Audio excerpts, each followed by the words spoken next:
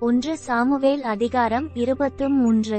இதோ, பெலிஸ்தர் கேகிலாவின் மேல் யுத்தம் பண்ணி களஞ்சியங்களை கொள்ளையிடுகிறார்கள் என்று தாவீதுக்கு அறிவிக்கப்பட்டது. அப்பொழுது தாவீது, நான் போய் அந்த பெலிஸ்தரை முறிய அடிக்கலாமா என்று கர்த்தரிடத்தில் விசாரித்ததற்கு கர்த்தர், நீ போ, பெலிஸ்தரை முறிய அடித்து கேகிலாவை இரட்சிப்பாயாக என்று தாவீதுக்குச் சொன்னார். ஆனாலும் தாவீதின் மனுஷர் அவனை நோக்கி, இதோ, நாங்கள் இங்கே யூதாவிலே இருக்கும்போதே பயப்படுகிறோம். நாங்கள் பெலிஸ்தருடைய சேனைகளை எதிர்க்கிறதற்கு கேகிலாவுக்கு போனால் எவ்வளவு அதிகம் என்றார்கள்.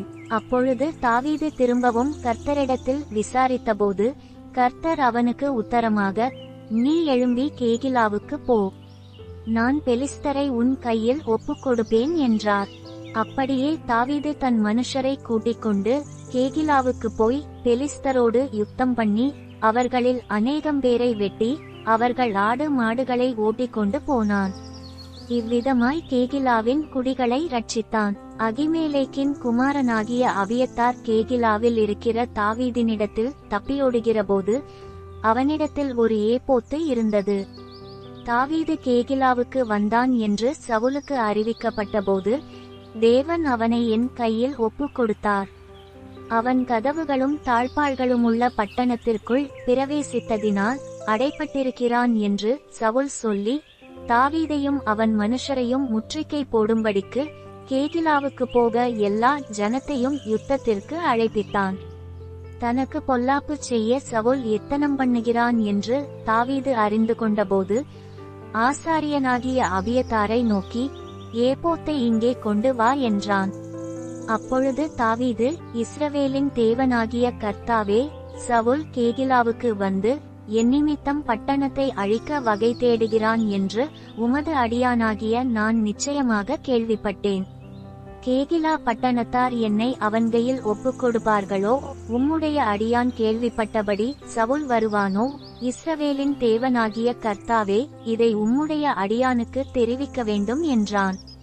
அதற்கு கர்த்தர், அவன் வருவான் என்றார். கேகிலா பட்டணத்தார் என்னையும் என் மனுஷரையும் சவுலின் கையில் ஒப்புக் கொடுப்பார்களோ என்று தாவீது கேட்டதற்கு கர்த்தர், ஒப்புக் கொடுப்பார்கள் என்றார். ஆகையால் தாவீதும் ஏறக்குறைய 600 பேராகிய அவன் மனுஷரும் எழும்பி கேகிலாவை விட்டு புறப்பட்டு போகக்கூடிய இடத்திற்கு போனார்கள்.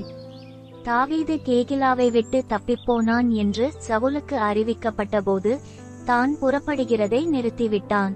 தாவீது வனாந்திரத்திலுள்ள அரணான ஸ்தலங்களிலே தங்கி சீப் என்னும் வனாந்தரத்திலிருக்கிற ஒரு மலையிலே தரித்திருந்தான். சவுல் அனுதினமும் அவனை தேடியும் தேவன் அவனை அவன் கையில் ஒப்புக் கொடுக்கவில்லை.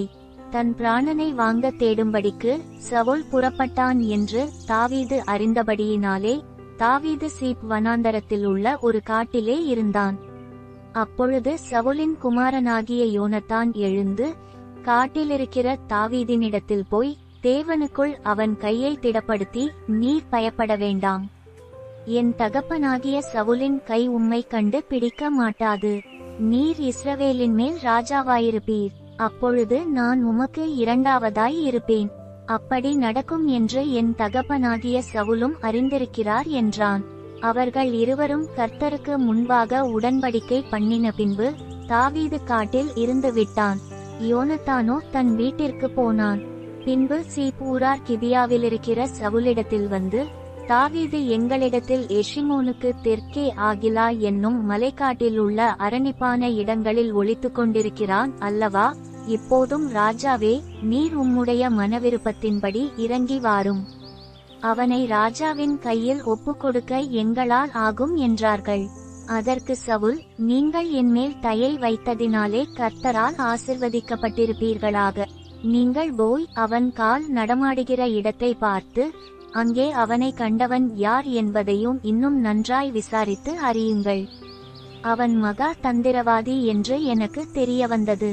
அவன் ஒளித்துக் கொண்டிருக்கும் எல்லா மறைவிடங்களையும் பார்த்தறிந்து கொண்டு நிச்சய செய்தி எனக்கு கொண்டு வாருங்கள். அப்பொழுது நான் உங்களோடே கூட வந்து அவன் தேசத்தில் இருந்தால் யூதாவிலிருக்கிற சகல ஆயிரங்களுக்குள்ளும் அவனை தேடி போவேன் என்றான். அப்பொழுது அவர்கள் எழுந்து சவுலுக்கு முன்னாலே சீப் ஊருக்கு போனார்கள்.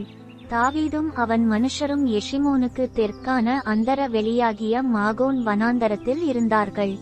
சவுலும் அவன் மனுஷரும் தாவீதை தேட வருகிறார்கள் என்று அவனுக்கு அறிவிக்கப்பட்டபோது அவன் கன்மலையிலிருந்து இறங்கி மாகோன் வனாந்தரத்திலே தங்கினான்.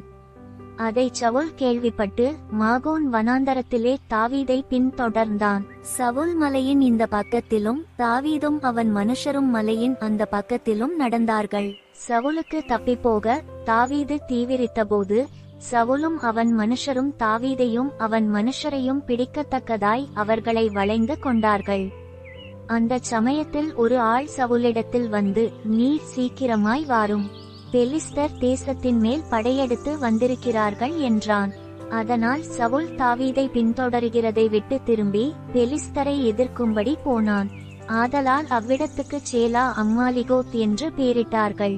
தாவீது அவ்விடத்தை விட்டு புறப்பட்டு என்கேதியிலுள்ள அரணிப்பான இடங்களில் தங்கினான்.